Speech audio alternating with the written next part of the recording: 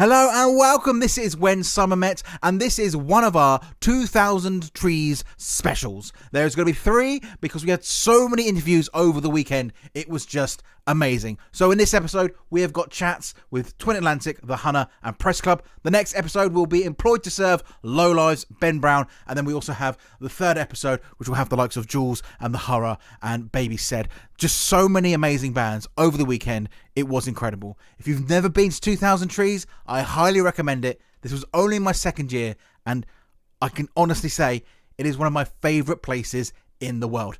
Anyway, straight in with the first interview. This is Twin Atlantic. We are still at 2000 Trees for the 2nd interview of the weekend with one of my favourite bands of the weekend. Yes. It is Twin Atlantic. Yes. Bonjour. Hello. Bonjour. How you doing?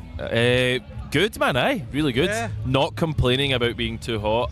No, let's complain. No, it's amazing. Let's complain. That's the best British thing to do. It could be raining, so we should thank our lucky stars. Which you can't see because it's too hot. Exactly. They've all burnt up. My retinas are sparked out. Yeah. I actually saw you guys recently with what I think is one of the weirdest sort of support slots that you've ever had. Supporting McFly in Southampton. Yeah, man. That was bizarre. Yeah, well, we've known. Thank you. You're welcome.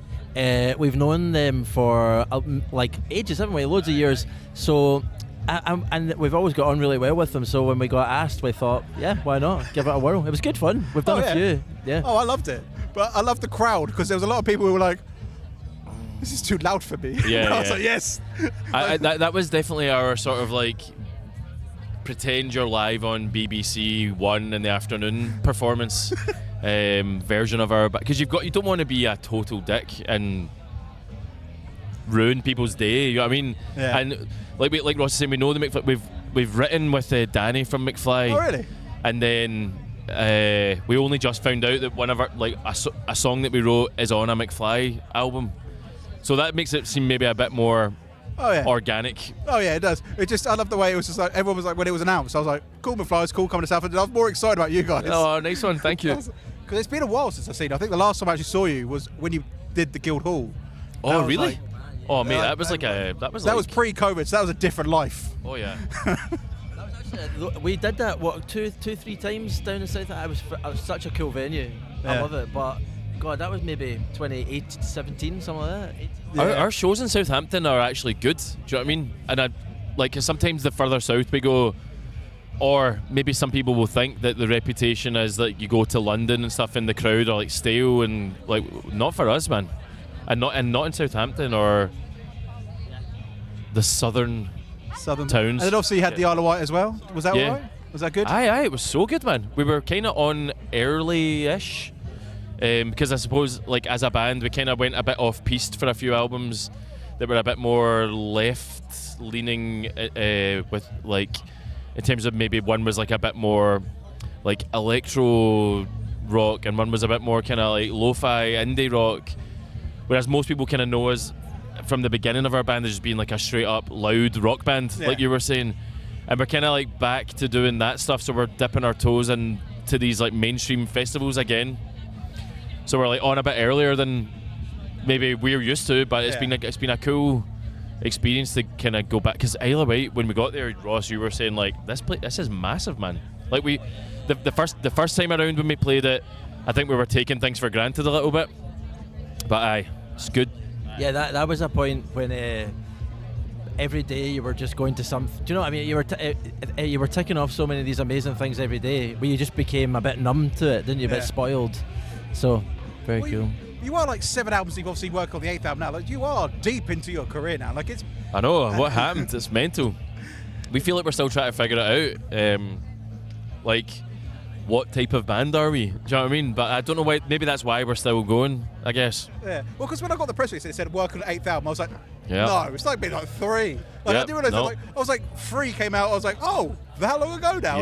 Like 14 years ago. No, 15 years 15 ago. Or 16. I was like, okay, I feel old now. Yeah.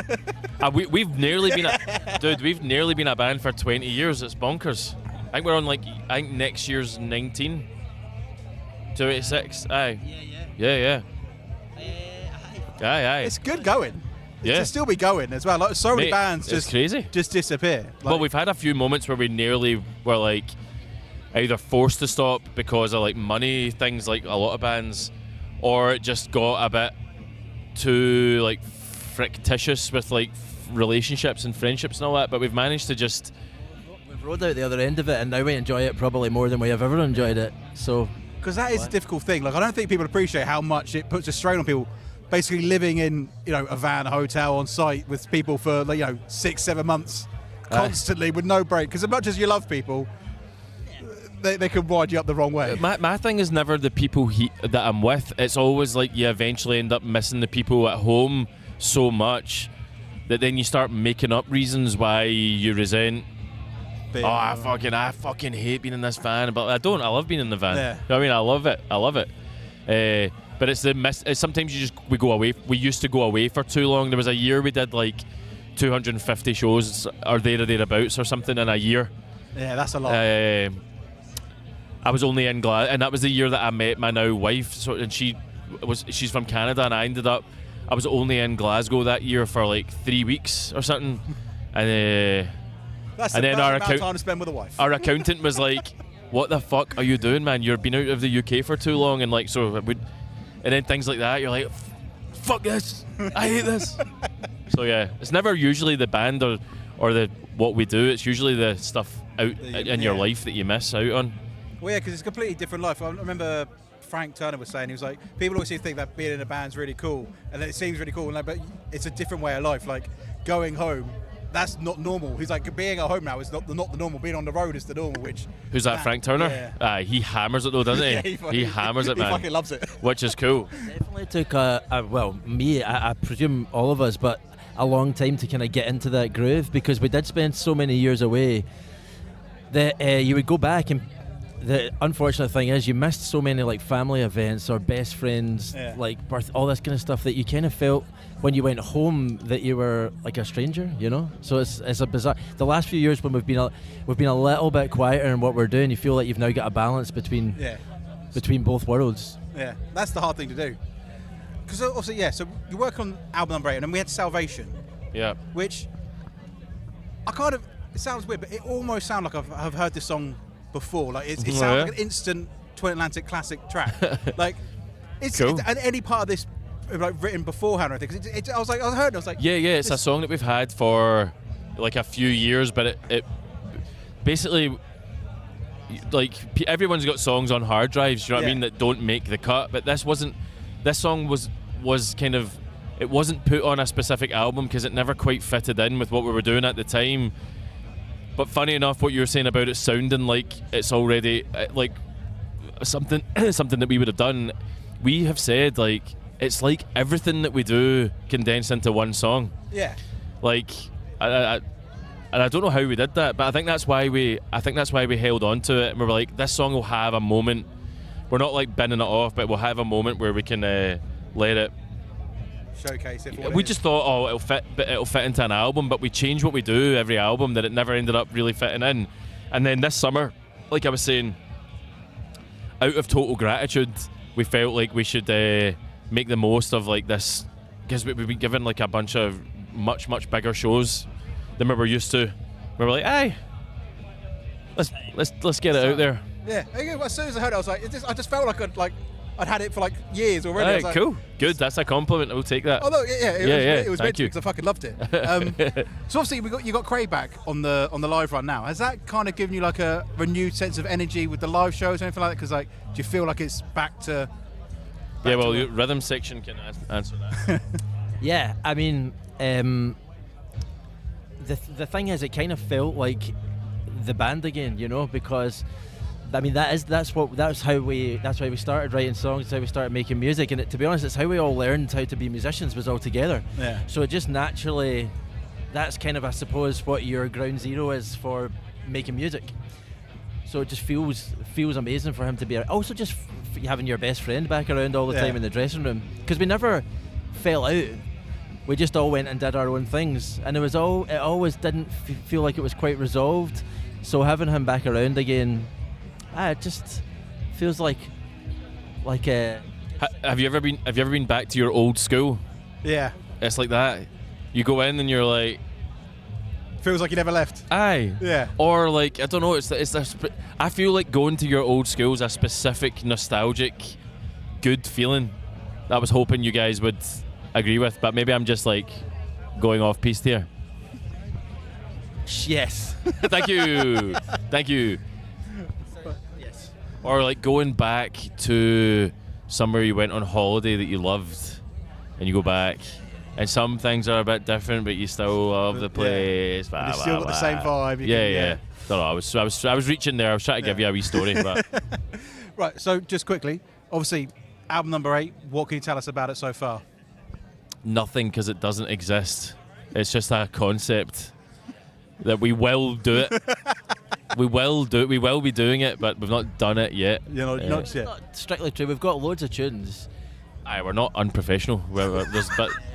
but we kind of don't really like Sam. Like you were saying, we kind of change what we do every album. don't know where So it fits. we haven't quite worked out Yeah.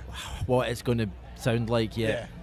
Still just Yeah. working it fresh now. I like or that. where, That's fine. where we're going to record it, how we're going to do it, all that stuff is Yeah. still up for discussion. So Yeah. figuring it out. So there is a concept which we'll take. The concept is Music. at the end it will be a Twin Atlantic album. That's as far as we've got. All right, cool. So there's two questions I'm asking every band this weekend, and the first one is, what is your current musical obsession? So like someone maybe you've discovered new, like a new album or a new song, or even an old band that you've only just heard for the first time. Damn. Oh, I thought you were going to say something there. I mean, I like Kneecap, to be honest, at the moment. Yeah, I went to see them the other night. I'm just down with it, with what they're actually trying to do, how they use their voice. So even outside of music, it's just quite an inspiring thing to see someone doing. Yeah. So yeah, Kneecap. I don't have an answer for some reason. I obviously like MD, who plays guitar just now, is going. It's like Turnstile Summer or whatever in it. So Baby said they said Turnstile. Was there? it's hard not to. They keep coming up in conversation between all of us, and like I want them to keep getting better and bigger. And I don't know, because it's just good to see like a guitar-driven band that's like from an organic kind of place doing well. Do you know what I mean? So that's kind of probably, if I'm honest, that's what I'm kind of I'll say that's keeping a good an answer. eye on. Solid Yeah. answer. Cheers. And then the last question is, what is your favourite independent venue in the UK? I don't know if it's independent. King Tut's? Well, there's two, I suppose. King Tut's and the Barrowlands in Glasgow. But I don't know, King Tut's, we're actually playing there on Friday night. Tomorrow, our at midnight, our 15th show there, which actually we just found out it was actually 16, but we've been telling people it's 15. But yeah, because that's where we learn to be a band, you know. That's Same. Yeah. That's what I'm kind of hoping that everyone's saying, that their little venue in their own town. We're biased. Our names on the steps as you walk up to the venue, so we're in no way influenced by that. But I love it.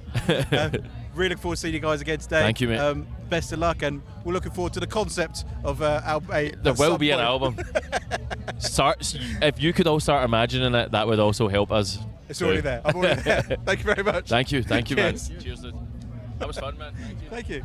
Hey, we are still at 2,000 Trees, and we are joined by 2/3 of the Hunna. How are you guys doing? Good, we're good, thank you. Yeah, thanks for having us. Thank you. It's been a long time since we caught up. I think last time was in Southampton at the Engine Rooms in like 23. Yep. But we saw you guys last year at Download.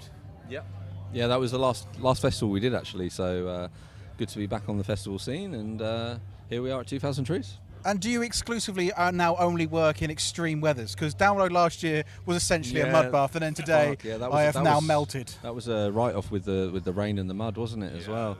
Yeah, and then this is probably this is hotter than like bloody most of Europe. So we do pick them, don't we? But I mean, it's technically we didn't pick it. But. Just take that out of your contract that you have to only work in extreme weathers. But the only thing about the Download set that kind of annoyed me, because it was so bad the weather-wise, and you're on so early, you didn't have the crowd that you should have had. Yeah. The people were enjoying it, but they were enjoying it like this. I know. This is fun, but I'm dying, please. I don't blame them at all. Like, if I was them, I'd be the same. I'm not going to lie. right? I bought wellies for the day after for the Limp Bizkit day because it had to be done. Yeah. It's even like today I was looking out and I was like, you poor guys, man. And when the people who were pitting, I was like, good for you. Fair play. I mean, I'm too old for that now. I didn't put it this way. I did not plan to wear a towel on my head today, but it's happening. It's happening. You Bill Ward it whilst on stage though, top off. Oh, it was so hot. So hot. It was great, but my God, we was just saying it's probably one of the hottest gigs we've ever had. Just zaps the energy out of you. Yeah. But no, it was fun. Yeah. Really fun. I was gonna say you couldn't see there was any energy coming, less energy coming out of you. No, you got to push through it. So. Yeah. I do love the intro they have, with the intro, then straight into that first song. Oh, the Storm. Yeah, Storm. With and to take a ride. Yeah. Yeah, we like it as well. Because you did that before at the engine rooms, and it was quality, sounded quality. Then here, it just for some reason you came out when you started hitting the drums, like okay, that's come out hard. Yeah, he's a heavy hitter. He's Baby Abe. Yeah, Baby Abe. Baby Abe. Pick up Abe Cunningham all day. Right, so yes, got a lot going on for you guys, as always is, and I think we've spoken a lot over the years now, and definitely in the last few years. You have gone heavier and rockier with your sound, haven't you? Yep. So, are you guys now sort of happy with where you are, sonically, and kind of feeling your groove now? Yeah, I feel like at the moment we're just kind of doing what we want to do. There's no pressure. I mean, we released Hide and Seek yesterday, and there's heavy elements, but there's also indie light elements, and we're just kind of taking the best of what we love and just mashing it all into one. Yeah. But in the new EP we're going to be releasing, there's lots of different elements, isn't there? There's going to be an acoustic number, there's going to be a heavy number, we've got a nostalgic, anthemic number, and then another one's really psychedelic and band jammy, and then we've got Hide and Seek, which is the indie one. So again, we just don't want to really have any rules or put ourselves in one box. We just kind of want to do what we want to do, really, and whatever comes out and we enjoy it and we all like it, that's what's going to go down, Well said. Well said. I think that's the best way to be, because otherwise it's not organic otherwise. Yeah, I mean that's where we came from. We jammed as a band when we first met, and we've just always been like that. Obviously, we've had a lot of labels involved, and there's certain producers and songwriters that sometimes take you down a route that isn't 100% naturally the band. And I think we've just learnt that with the experience of being in the industry for 10 years now. That we know what we want and we know what's best for the band, and that is just to have no boxes and just kind of do what we like, really, and hope that everyone else likes it as well. Because you're self-producing now as well, aren't you? Yeah, we're managing ourselves. We're self-producing. We've got a very small creative team behind the scenes that are absolutely smashing it as well.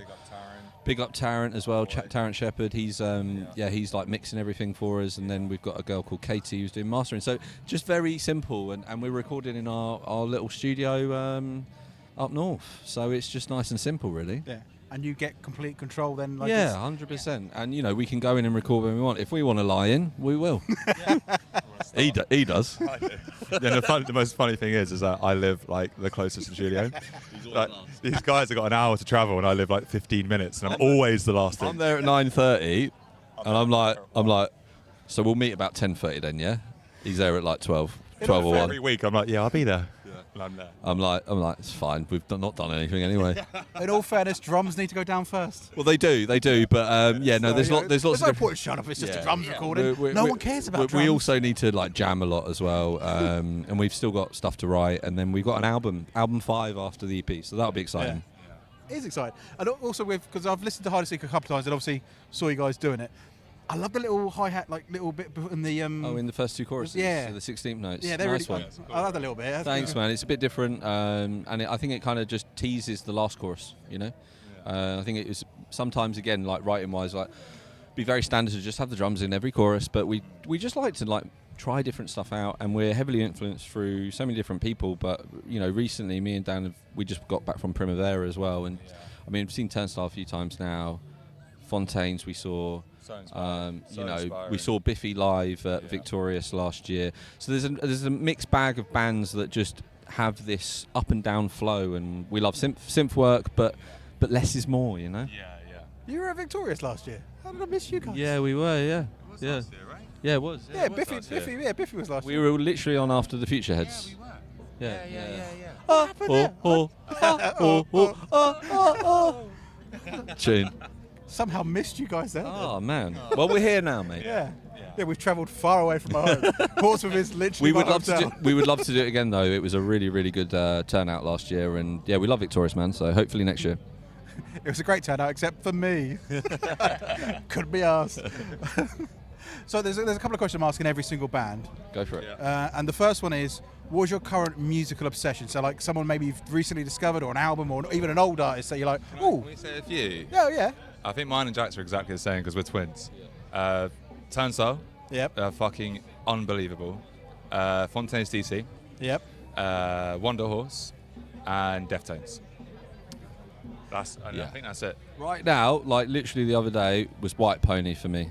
White Pony is one of the best albums ever, to be honest with you. But Turnstile is a massive flex for us. Like Never Enough album. I mean, we were big Glow On fans as well, and the stuff before, like the early days when they were literally just hardcore. But Never Enough is a masterpiece, man.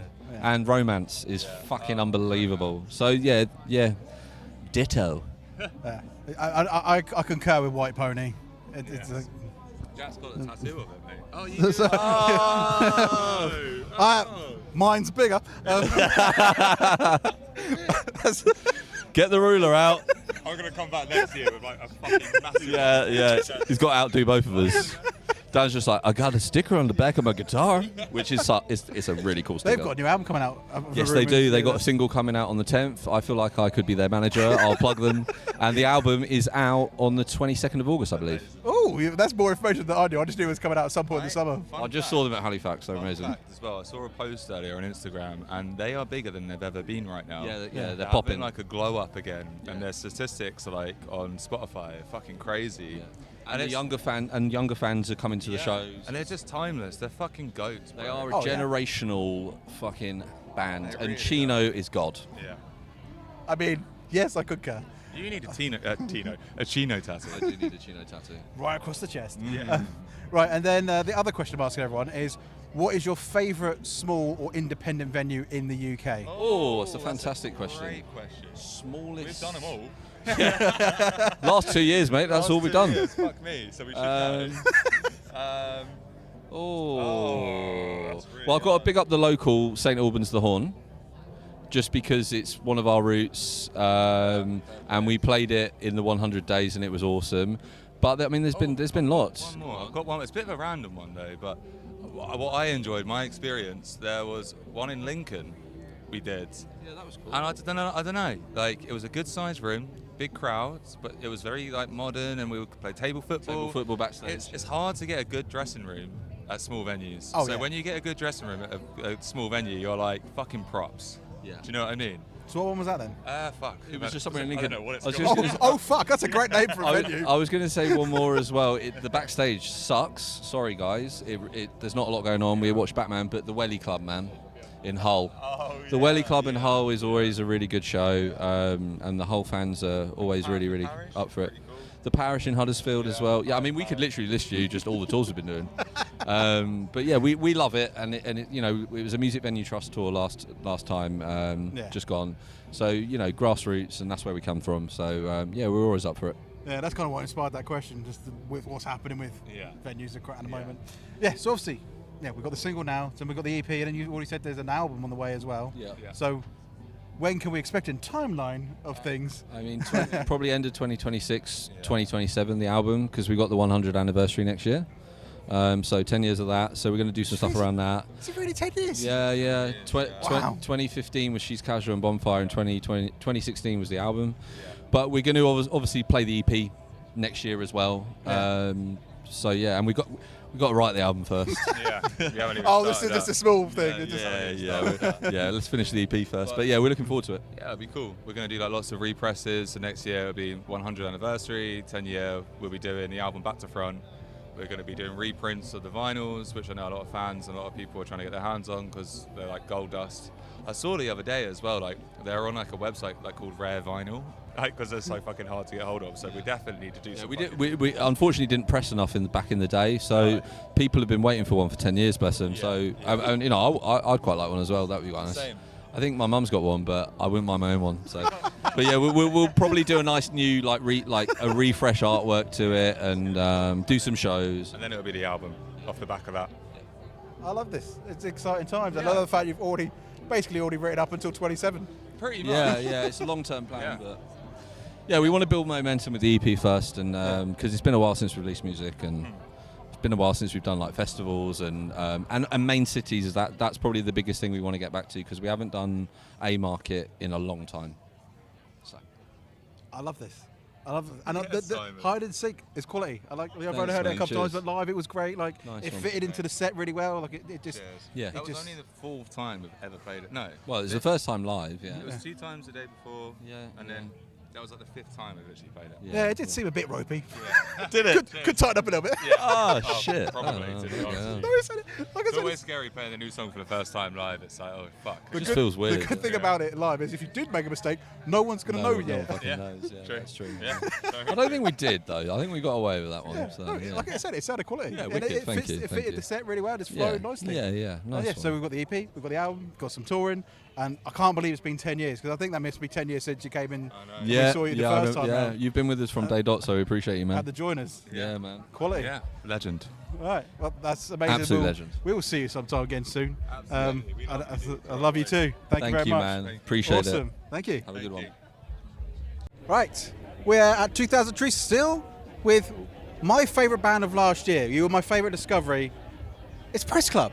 How you guys doing? Really good, thank you. That is a beautiful thing for you to say to us. Thank you. Yeah. us up. Yeah. I know this is the last interview of the day. I know you've been doing this a long time now, but I knew instantly you guys were going to be good last year, purely because of the person who recommended it to me. So, a friend of mine, we went, oh, anyone you should recommend this week? And he went, Press Club, straight away.